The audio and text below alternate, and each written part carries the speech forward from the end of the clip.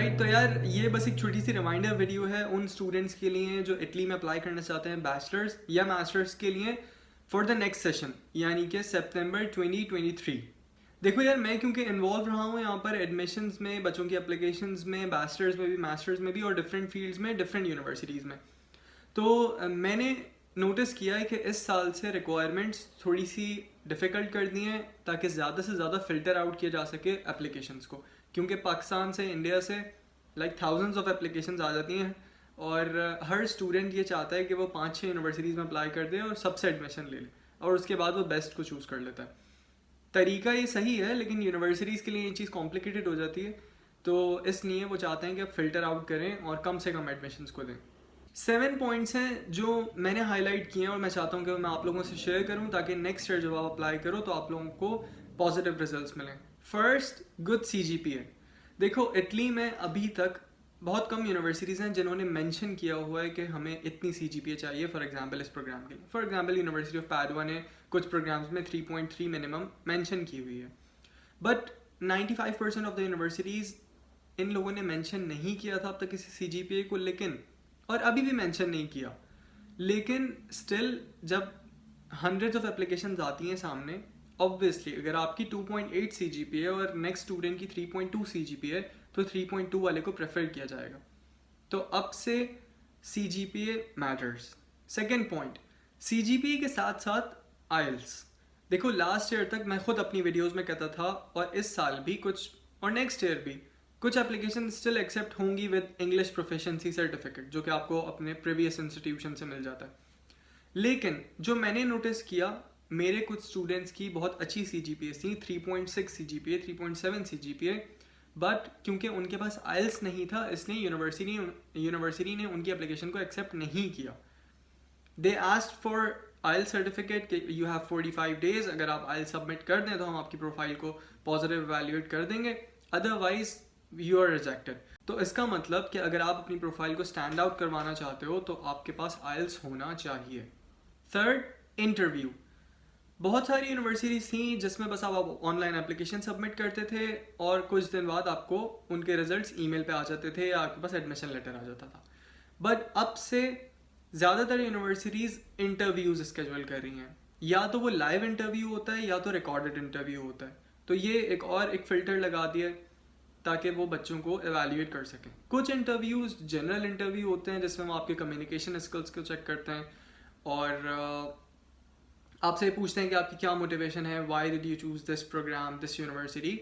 लेकिन कुछ purely academic based interviews होते हैं। Fourth, university application fee. Last year तक बहुत सारी यूनिवर्सिटीज़ थी जिसमें आप free of cost application submit कर सकते थे और आपको एवैल्यूएशन मिल जाता था, यानी कि प्री एडमिशन एक्सेप्टेंस या रिजेक्शन आपके पास आ जाता था। तो सारे बच्चे इन यूनिवर्सिटीज़ में अप्लाई कर देते थे। अब इस चीज़ को फ़िल्टर आउट करने के लिए उन्होंने एप्लीकेशन फ़ी रख दी है। तो हर university from 10 euros till 50 euros, 35 euros, it depends on university, सब ने फीसेस रखना शुरू कर दी हैं ताकि बच्चे कम से कम अप्लाई करें और जो वाकई इंटरेस्टेड हैं और मोटिवेटेड हैं उस प्रोग्राम को उस यूनिवर्सिटी में पढ़ने के लिए सिर्फ वही अप्लाई करें। Fifth, recommendation letters through emails.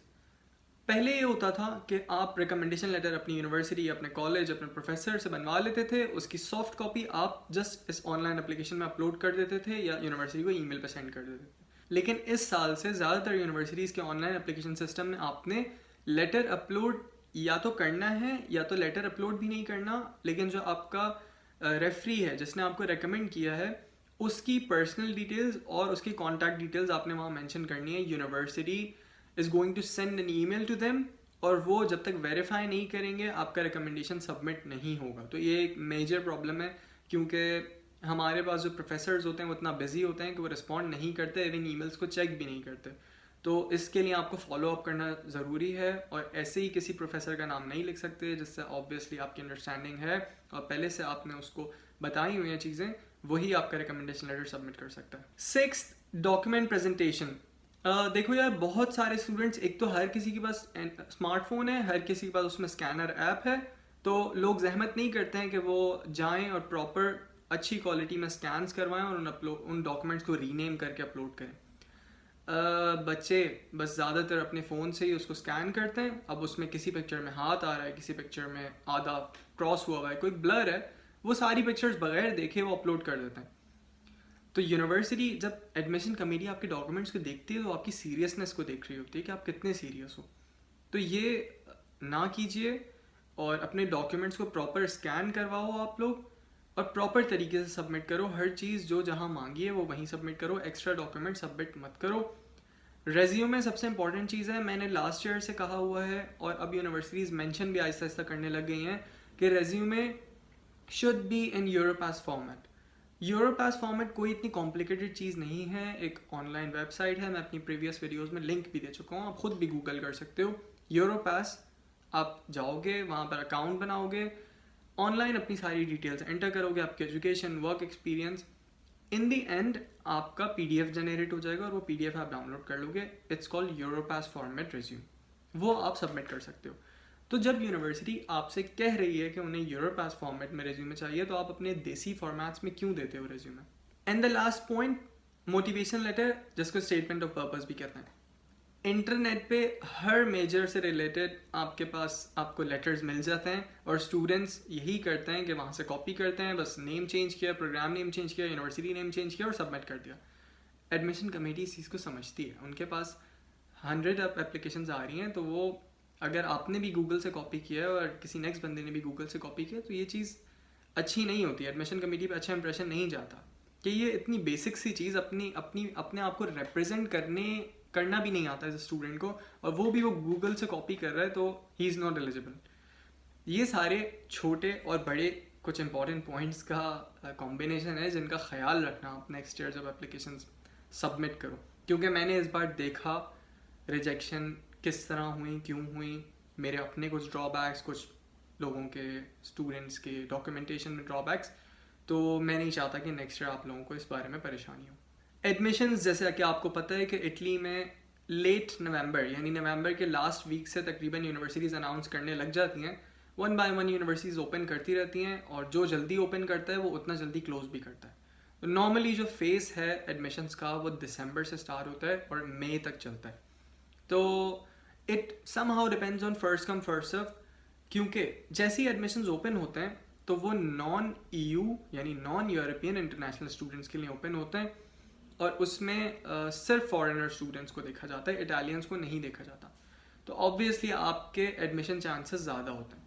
लेकिन जैसे जैसे second call, third call, fourth call होती रहती है एडमिशन्स की, आपने देखा होगा वेबसाइट पे मेंशन है कॉल्स, तो जितनी कॉल्स आगे जाती रहती हैं उसमें वो यूरोपियंस का कोटा बढ़ा देते हैं कि इस कॉल में हम 75% यूरोपियन एप्लीकेशंस को देखेंगे या 75% इटालियन एप्लीकेशंस को देखेंगे, 25% अगर हमें कोई एक्स्ट्रा ऑर्डिनरी प्रोफाइल लगी तो वह हम फॉरेनर्स से भी ले लेंगे। तो इट्स बेटर कि जैसी एडमिशन्स ओपन हो आपने पहले से सब कुछ प्रिपेयर करके रखा हुआ हो और आप डायरेक्ट अप्लाई कर दो, तो बेटर होते हैं चांसेस, और जितना जल्दी एडमिशन आए उतना बेहतर है ताकि आप फर्दर आगे के प्रोसेस को अच्छे से कंटिन्यू कर सको। एंड द लास्ट थिंग, देखो यार इटली का प्रोसेस बहुत लंबा होता है। नवंबर दिसंबर से, इवन अभी से आप डॉक्यूमेंट्स प्रिपेयर करना शुरू कर दोगे, नवंबर दिसंबर में अप्लाई करोगे, नेक्स्ट ईयर सितंबर अक्टूबर में कहीं जाके आप वीज़ा अप्लाई करोगे और फिर आपका अगर वीज़ा लग गया तो सेशन शुरू होगा, एकेडमिक सेशन। तो ये एक काफ़ी लंबा प्रोसेस है। मैं हमेशा स्टूडेंट्स को सजेस्ट करता हूँ कि वो अपना प्लान बी रखें। अगर वो डिग्री कंप्लीट हो गई है तो कोशिश करें कि वो जॉब कुछ सर्च कर लें अगर उनका जॉब करने का प्लान है, ताकि उनकी एक एक्टिविटी रहे, और खुदा न खास्ता अगर उनका वीज़ा नहीं भी लगता तो वो प्लान भी उनका पीछे उनकी जॉब चल रही है, एक चीज़। दूसरा ये कि आप सिर्फ और सिर्फ इटली पे फोकस मत करो, क्योंकि वीज़ा रेशो बहुत ख़राब है पाकिस्तान से, इंडिया से। तो आप लोग कोशिश करो कि यूके का ऑप्शन अच्छा है। जर्मनी में क्योंकि वो बैंक स्टेटमेंट और ब्लॉक अकाउंट का इशू आ जाता है तो पाकिस्तानी कम्युनिटी या इंडियन कम्युनिटी के लिए प्रॉब्लम हो जाती है। UK is a good option कि वहाँ पर ब्लॉक नहीं करवाने पड़ते, आपने पार्शली फ़ी पे करनी पड़ती है और वीज़ा रेशो अच्छा है, 25 डेज 30 डेज़ में आपका वीज़ा आ जाता है विदाउट एनी टैक्स रिटर्न्स और ये सारी चीज़ें। तो try to work on different options. China में CSC स्कॉलरशिप, कोरिया में, जापान में, तो प्लान भी रखो ताकि अगर आपका वीज़ा नहीं भी लगता तो वेस्ट ऑफ टाइम ना हो या आपका पूरा 1 साल। I wish you good luck, और कोई भी प्रॉब्लम हो तो आप लोग कमेंट करके पूछ सकते हो, मैं रिस्पॉन्स कर दूंगा। Good bye.